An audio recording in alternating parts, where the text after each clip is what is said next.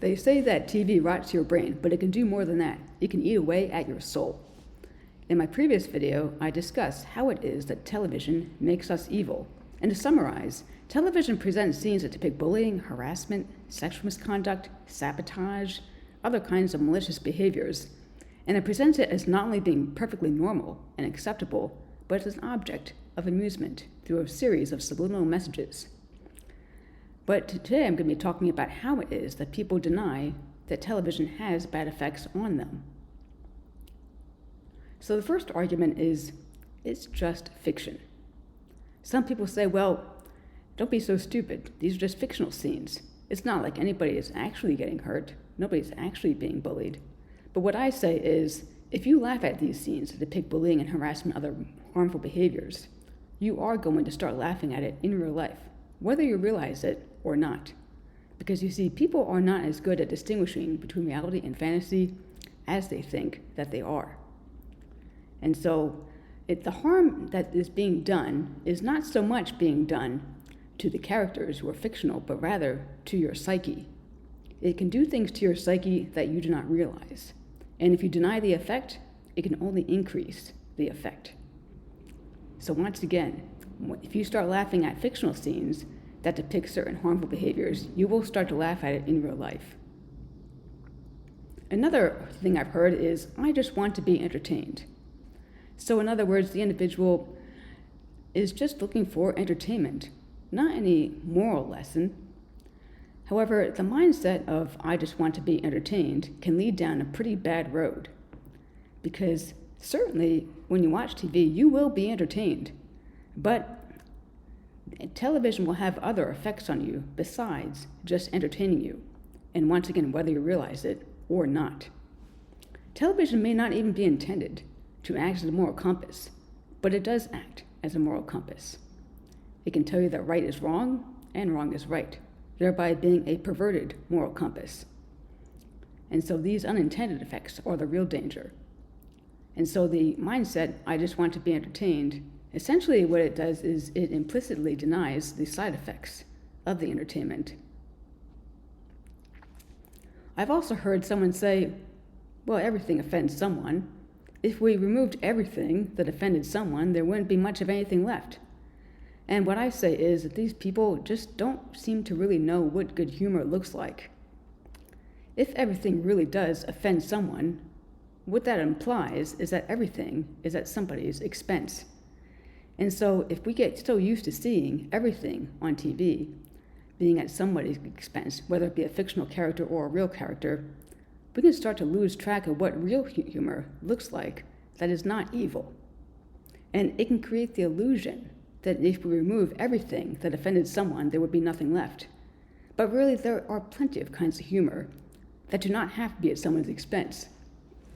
Unfortunately, some people just don't know what that looks like, and you don't have to go to Sesame Street to see it. And so some may say, well, don't watch it. Problem solved. And so certainly we as viewers are free to choose what we watch and what we don't watch.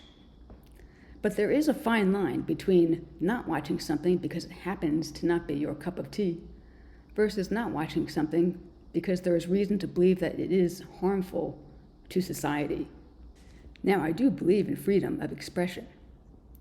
However, it is the responsibility of us viewers to call out the producers when they choose to put out material that promotes harmful forms of behavior as being normal and entices us to laugh at it. And so if you continue to watch this material, then you just become a part of the problem. I've also heard the argument that they've got to keep their ratings up. I don't recall the viewer population, however, demanding that characters on TV be horrible people.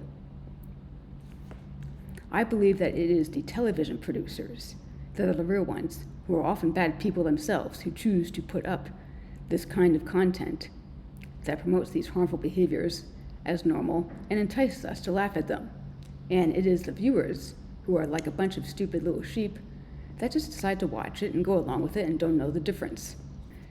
I've also heard the argument, well, that's the whole point of the movie. For example, the movie Monster-in-Law, starring Jennifer Lopez, is a satire between a mother and daughter-in-law, and a rivalry between a mother and daughter-in-law.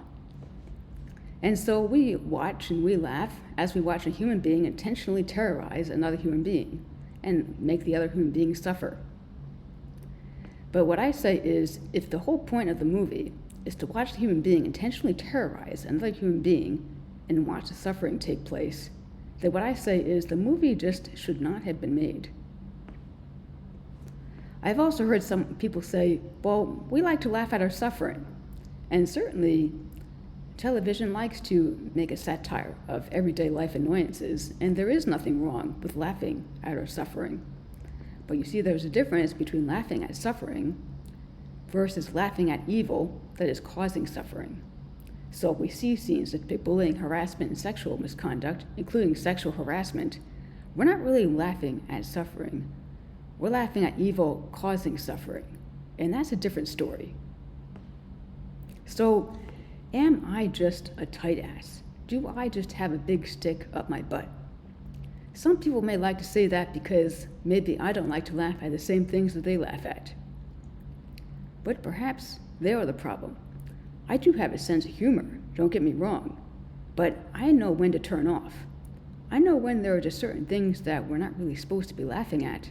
And in fact, laughing at things when it is not appropriate to be laughing can be an early sign of mental illness.